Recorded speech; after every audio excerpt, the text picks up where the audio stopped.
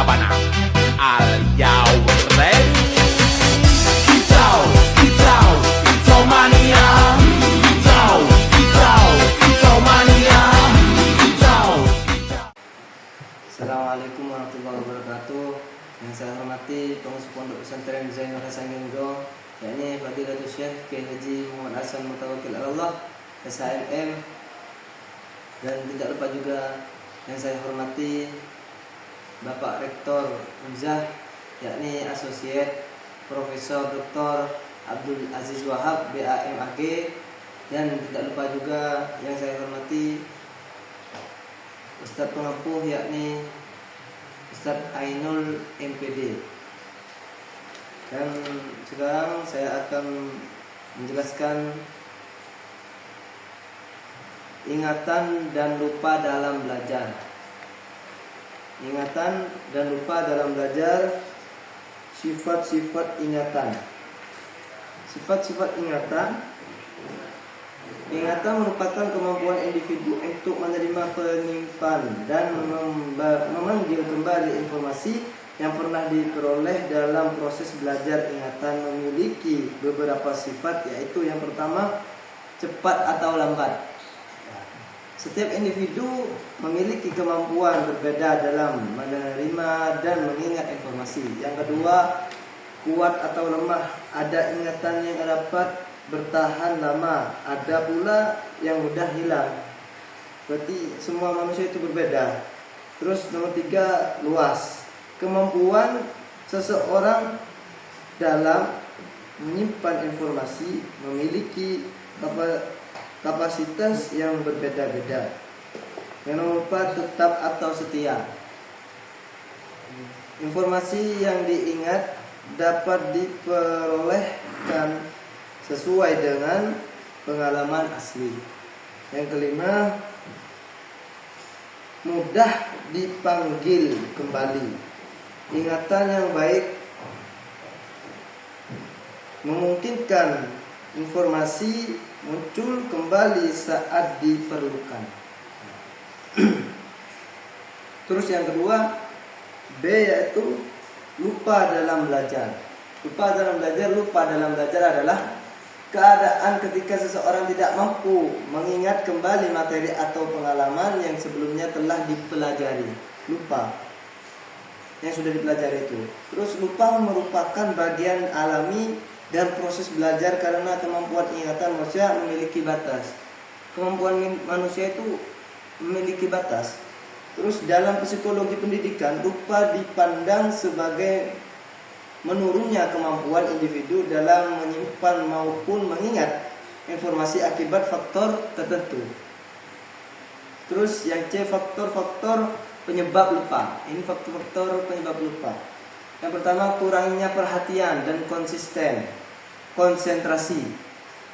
Materi yang dipelajari tanpa fokus sulit masuk dalam ingatan jangka panjang. Yang kedua, jarang mengulang pelajaran.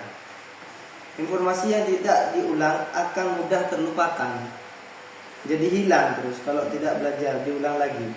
Terus yang nomor tiga, kondisi emosional. Perasaan cemas, stres, dan tekanan dapat menghambat daya ingatan.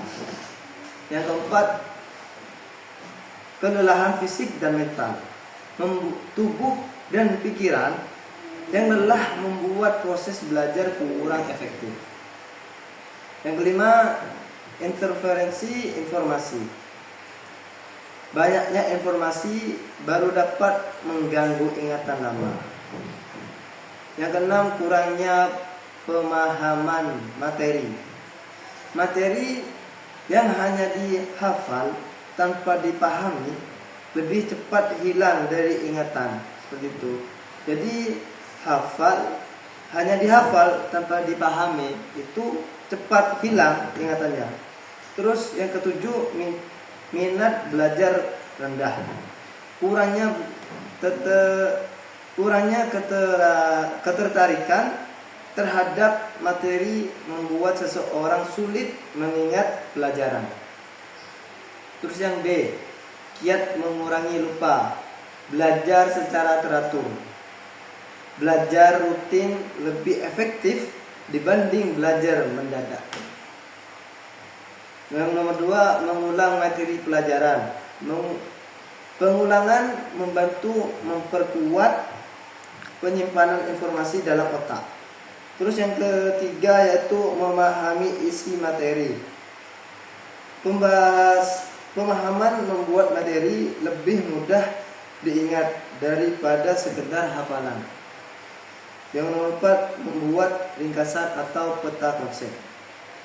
Catatan singkat membantu mempermudah proses pengingatan. Yang nomor 5, menjaga kesehatan tubuh. Tidur yang cukup, makanan teratur, dan istirahat membantu meningkatkan konsentrasi. Yang nomor 6, menciptakan suasana belajar yang nyaman. Lingkungan yang tenang membantu fokus belajar. Lingkungan yang tenang itu bisa menjadi fokus belajar. Yang ketujuh yaitu menggunakan metode belajar yang variatif, seperti diskusi, latihan soal, atau media visual, agar pembelajaran lebih menarik. Begitu. Kesimpulannya, lupa merupakan hal yang wajar dalam proses belajar, tetapi dapat dikurangi dengan cara belajar yang baik dan teratur. Pengalaman terhadap sifat ingatan serta faktor penyebab lupa sangat penting agar peserta didik dapat meningkatkan efektif belajarnya. Itu kesimpulannya. Ya, cukup sekian dari saya. Wassalamualaikum warahmatullahi wabarakatuh.